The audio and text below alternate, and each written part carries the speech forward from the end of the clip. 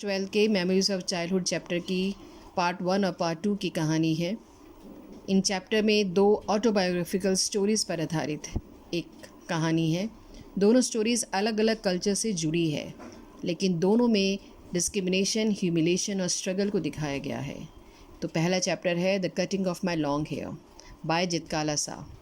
यह story Native American girl Zitkala Sa के childhood experience पर आधारित है। बचपन में उसे एक बोर्डिंग स्कूल भेजा गया, जहां नेटिव अमेरिकन चिल्ड्रन को वेस्टर्न कल्चर सिखाया जाता था। जित्काला सा अपनी ट्राइब और ट्रेडिशन से बहुत जुड़ी हुई थी। उनके कल्चर में लॉन्ग हेयर ब्रेवरी, प्राइड और आइडेंटिटी का सिंबल माना जाता था। केवल कावर्ड्स या मॉर्नर्स के बाल काटे जाते थे। जब वह स्कूल पहुंची तो वहां का एनवायरनमेंट उसके लिए बहुत स्ट्रेंज था। स्कूल के रूल्स बहुत स्ट्रिक्ट थे। बच्चों को अपनी लैंग्वेज, ड्रेस और ट्रेडिशंस छोड़कर इंग्लिश लाइफस्टाइल अपनाना पड़ता था। एक दिन उसे पता चला कि स्कूल अथॉरिटी सभी गर्ल्स के हेयर कट करने वाले हैं। यह सुनकर वो बहुत डर गई, क्योंकि उसके कल्चर में हेयर कटिंग बहुत इंसल्टिंग माना जाता था। उसे डिसाइड किया कि वह अपने हेयर नहीं कटवाएगी, इसीलिए वह जाकर एक बेड के नीचे छुप गई। लेकिन कुछ टाइम बाद स्कूल स्टाफ ने उसे ढूंढ लिया। वे उसे फोर्सफुली बाहर खींचकर ले गए और उसकी लॉन्ग हेयर को काट दिया। उस समय उसे डीप पेन, शेम और हेल्पलेसनेस फील हुई। उसे लगा उसकी फ्रीडम और आइडेंटिटी छीन ली गई है।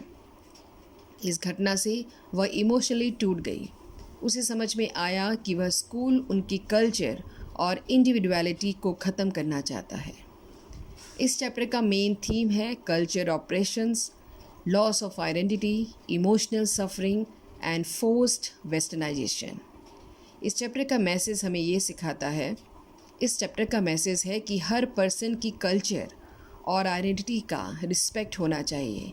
किसी पर अपने ट्रेडिशन थोपना गलत है। Second part is we too are human being by Bama. यह स्टोरी तमिल दलित राइटर बामा के चाइल्डहुड एक्सपीरियंस पर आधारित है।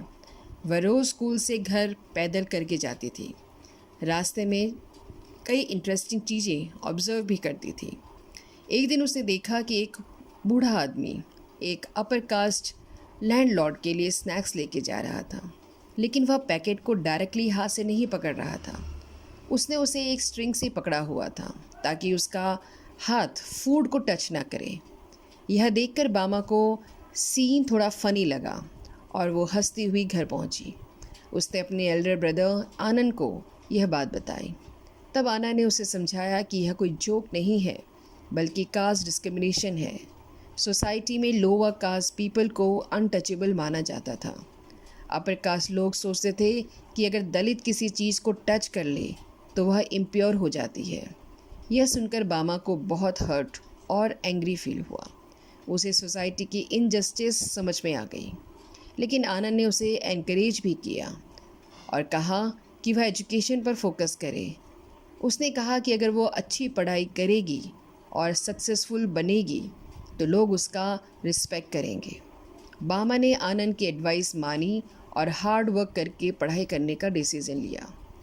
इस चैप्टर के मेन थीम है caste discrimination, social injustice, importance of education and self respect and equality.